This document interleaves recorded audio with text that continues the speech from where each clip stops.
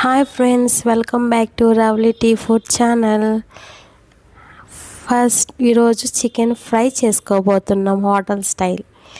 Pan పెట్టుకొని oil heat అయ్యాక బిర్యానీ దినుసులు వేసుకోవాలి. చెక్క, స్టార్, షాజీరా, ఆకు, లవంగాలు అన్నీ. నెక్స్ట్ అవి వేడైనాక ఆనియన్స్ వేసుకోవాలి. ఆనియన్స్ రెడ్ కలర్ వచ్చాక టమాటా వేసుకోవాలి. ఆనియన్స్ బాగా వేగినాక పచ్చివాసన లేకుండా టమాటా వేసుకోవాలి. టమాటా వేసుకున్నాక బాగా కలిపి టమాటా కూడా పచ్చివాసన పోయినాక వేగిన తర్వాత చికెన్ వేసుకోవాలి. చికెన్ వేసుకున్న తర్వాత చక్కగా కడిగి పెట్టుకున్న చికెన్ వేయాలి. మళ్ళీ కడగకుండా వేసారని అనుకుంటారు. చికెన్ కడిగి చక్కగా చికెన్ వేయాలి. చికెన్ వేసిన తర్వాత సాల్ట్, పసుపు వేసి బాగా ఒక 1 మినిట్ హై ఫ్లేమ్లో పెట్టి సిమ్లో మూత పెట్టి పెట్టుకోవాలి.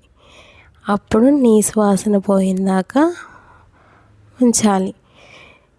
నూనెంతా పైకి తేలి చికెన్ చక్కగా ఆయిల్లో ఫ్రై అయితే అప్పుడు నీసు వాసన అనేది అస్సలు మనకి చికెన్ ఉండదు.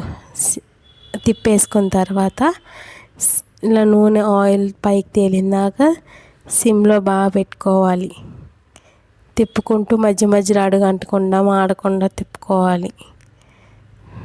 ఇలాగా సిమ్లో దగ్గరికి వచ్చినాక నెక్స్ట్ మనం మసాలా వేసుకుంటాం. అల్లం వెల్లుల్లి పేస్ట్, పచ్చి కొబ్బరి అయితే ఎండు కొబ్బరి అయితే ఎండు కొబ్బరి వేసుకొని జీడిపప్పు, పుచ్చగింజలు, గసగసాలు వేసుకొని పట్టుకున్న పేస్ట్ ఇది. నేను ఈ కొబ్బరి పేస్ట్లోనే అల్లం పేస్ట్ కూడా కలిపి వేసేసుకున్నాను.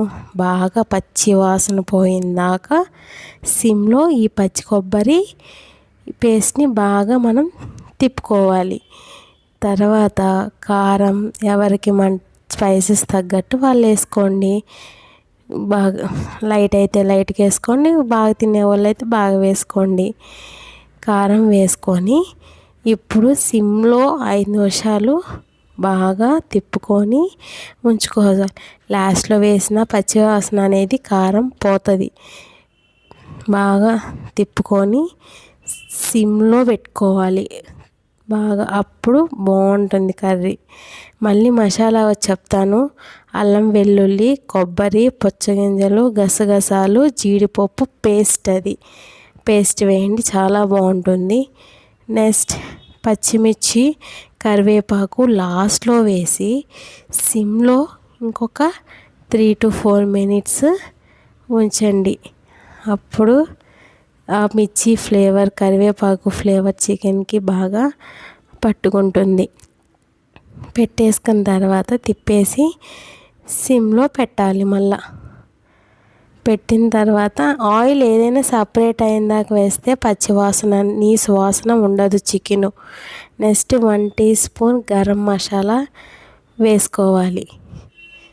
గరం మసాలా అన్నీ వేసుకున్న తర్వాత కొత్తిమీర వేసుకొని కట్ చేసేస్తే అయిపోతుంది friends. Please like, share and subscribe రవ్లీ టీ ఫుడ్స్. కామెంట్ చేయండి.